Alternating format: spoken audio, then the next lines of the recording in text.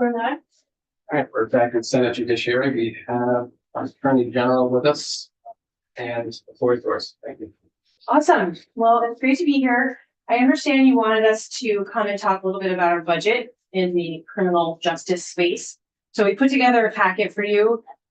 Because we didn't know we were coming, I confess that I only quickly looked at this morning, but our wonderful CFO put it together. I'm not sure if she's here. She is here. So she's the whiz, along with Willa Farrell. Of course, you know Willa. So I wanted to put the first page is like the overview of our office, just kind of provide the context. Do you want me to just walk through these slides? If that was helpful? Yeah. You want to jump into question? Yeah, you just want to give us I'll do a quick overview of what you're asking. So quick overview is we have roughly 150 positions and 100 lawyers. We have this unusual office in that we have so many exempt employees because that's the lawyers, almost all lawyers. And because many of our positions are not AGO positions, they're actually positions from our client agencies, and we supervise the position. So that's what this managed statewide is describing. On the left, we have a pie chart. This is based on the recommended budget, but it shows that we have various sources of funds. So some agencies actually, I've never managed another agency, but this is ours. We have general fund, there's tobacco, special fund litigation. We have just a complex kind of system when it comes to where we're getting money. And you will see that in the criminal division, we also get a lot of grants from the federal government. Not a lot, but it's a significant amount of money. We have our divisions here. As you can see, we have a lot of them. The criminal division has what I think of as really 3 units. The first is just criminal. Second is the Internet Crimes Against Children Task Force, using lawyers from the criminal unit. That is a literal law enforcement agency that investigates child sexual abuse material, which used to be known as child pornography, and child sexual abuse. It also includes, in addition to the investigators, and shares a victim's advocate and a paralegal with the criminal unit. It also has 2 canines. And then the third is the Medicaid fraud unit. So we'll touch more deeply into those as we go. And then the Vermont for Diversion is in a totally different part of the office. It's under the General Counsel and Administrative Law Division. That is the Community Justice Unit headed by Willa Farrell, who's here. And they coordinate all the grants to the restorative justice units. And of course, you all just passed a law related to pre-charge, and that will be folded into the work as well. So Willa is a restorative justice expert. Okay, so that's the general overview. The first stop here is the criminal division.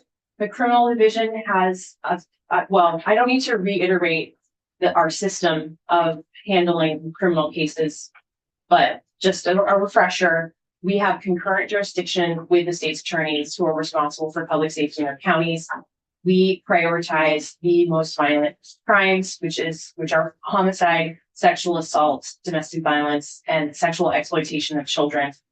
Some of the data we are currently prosecuting, or as of earlier this winter, 120 cases, 116 felonies, and 4 misdemeanors. We have very few misdemeanors. Usually, well, except for in one case, I think every time we have a misdemeanor, it's because there's a felony as well. We also have prosecuted a state's attorney for a DUI, and only the attorney general can prosecute that, so we're prosecuting that. We also, I believe, have had misdemeanors against officers who used force that was not found to be justified. But generally, we're focused on felonies. We also handle the extradition from the state of Vermont. We work with the governor's office on that. So we have the officer use force incidents that we review, and we are the lead agency for the work with the Vermont Internet Crimes Against Children Task Force, meaning when they complete an investigation and make a referral, it's to us. So we're in the same office, so that makes sense, but it is to us. And much of the work that we do in the criminal division relates to protecting children from sexual exploitation and other violent crimes. We included some data on the performance measures that we include in our budget.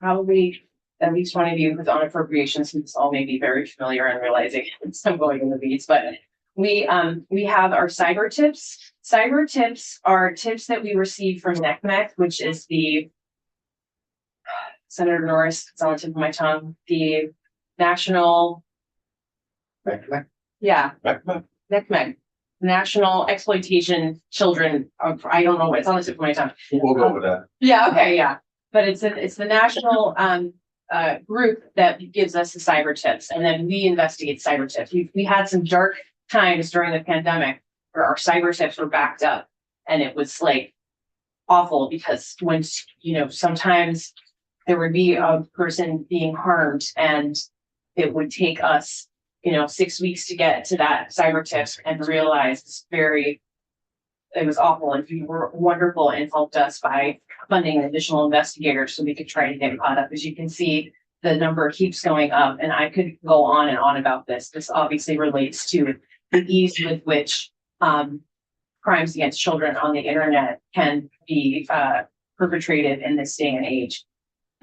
We have investigations performed, search warrants crafted and executed, and the number of arrests. So that just gives you a snapshot of what we're up to at the Internet Crimes Against Children Task Force. The next slide talks about Medicaid fraud and residential abuse, we call MFRAU. All states have a Medicaid, with a Medicaid program have this. What it looks like is looking into, and we have investigators and prosecutors who look into fraud by healthcare providers in the Vermont Medicaid program, fraud in the administration of the Vermont Medicaid program, abuse, neglect, and financial exploitation of individuals who live in the nursing facilities and board and care facilities, regardless of who is paying for it. And similarly, for all Medicaid beneficiaries, when the conduct is connected to the provisions of the Medicaid services. So sometimes I think it's easy to focus on the Medicaid fraud, but the abuse portion is a critical part of that ecosystem. We have, I want to say 2 or 3 lawyers in that unit. It is headed by a director who's wonderful and has been with our office for many years. So they do really great and critical work. For those of you who were around in maybe that was 2019, we had I don't know if you remember, we had a crisis in some of our long-term care facilities where Woodbury, where there were people, the people who worked there were like having to get groceries because there wasn't enough money, and they were like heroes. That was an awful situation, and that was and Frau who was critical in that work. So really important stuff, and they don't get a lot of attention unlike some of our other units. So they do great stuff. Sherry, Yeah. quick question. Just, Yeah. for the criminal division as a whole, how many attorneys and how many staff are in there currently? I think there's 2 or 3. Oh, next slide. Next slide. Thank you, Marcy. So we have 9 full-time employees. The director is the one, are you seeing me here? It's more halfway through. We have 2 AAGs and 1 senior assistant attorney general. That's a director, Betsy Anderson, so great. And then we have 2 investigators, and then we have the fiscal analysts, and a civil fraud investigator. They don't just do criminal work, they do civil work as well. And then we have a paralegal in that unit. And we get, as you can see, a large chunk of money from the federal government for performing this important work. And there's a lot of restrictions. One of the things that I at least was surprised when I first came to the Attorney General's office 11 years ago is that MFRAU actually, they have like their separate office. Like everything has to be kind of separate. So they're in like a little separate space down the hall from the rest of us. Did you have more questions about MFRAU? Yeah, so those are the current positions, and I'm in the whole criminal division. And is there, are you asking for additional positions in any of these, or? Nope. No. We did have a change. I don't think it's clear here, but it's kind of complicated, but just if the victim's advocate who was paying for the victim's advocate in the criminal litigation had the head has shifted a little bit because we got that a grant, and so the arrangement has changed. So I don't know if you've heard, that would be the only position that I think has changed at all, would be that, but the position hasn't changed. We just figured out like, oh, I think it was have the grant come directly to us, right? No, they backfilled it with general. They backfilled with her. Consider Velocity fund. You asked my question. And, okay, so, yeah, please. Yeah. Okay, so while we're on this slide, let's look back a little bit at ICAC. So you can see that we have our commander, and then we have the 4 investigators. The canines are procured via grants, I think. So that's not something that is reflected here. The reason why we have 2 is because Mojo, who many of you have probably met, is retiring. Dogs like lose their sniffers a little when they get to be 10. I think it's 10. So we had to train a new one. We use them both and love them both equally, of course. But Mojo is older. Our new canine is named Kaya. She's a golden retriever. Adorable. Also they are both really, really good at their jobs, and it's something to behold. And then we went through Medicaid fraud. And then the third one is the criminal litigation unit. We have the legal division chief. We do not have a director level. Instead, the chief of all of this sort of serves in that role of supervising all the cases and the AAGs. We have 6 AAG positions. We have some vacancies and are in the process of filling those. We also have a victims advocate who's all these, I know I keep saying they're all wonderful, but they really are. They're all wonderful. And then we have our paralegal in the criminal unit. So that's their unit. And you can see that's all general fund dollars, unlike the others, which have either a substantial chunk, or actually, I think they're both substantial chunks of money from the federal government. It's just MFRAU is substantially paid for with federal dollars. Is there a concern that those federal dollars may go away? And if so, what would the hole be that we would be trying to fill? I'm not concerned. The Congress as you know, because you are legislators, Congress gets to spend our money. This is how they decided to spend their money. And I can't imagine it's going to be popular for the Republicans who control Congress to roll back spending for public safety. Could be wrong, but I'm not worried, certainly not for this fiscal year, but maybe in the future we'll have problems if the midterms go. Okay. Oh, Mojo and Kaya are mentioned. Thank you, Marcy.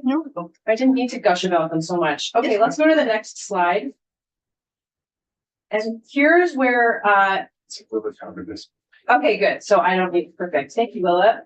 I was about to say this is Willa's the expert here. And did you cover the last slide? Oh, okay, perfect.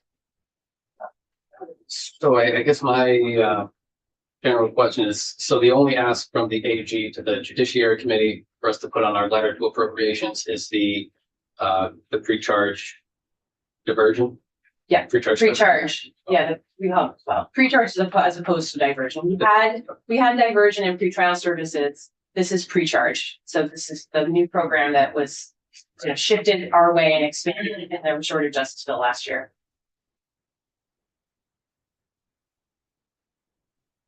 Any questions?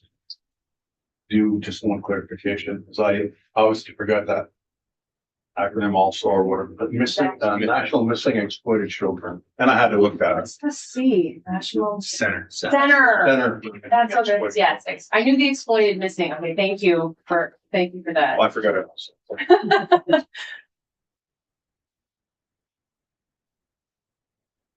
Any other questions? Comments? Okay. Well, that makes things easy. Thank you. All right, thank you.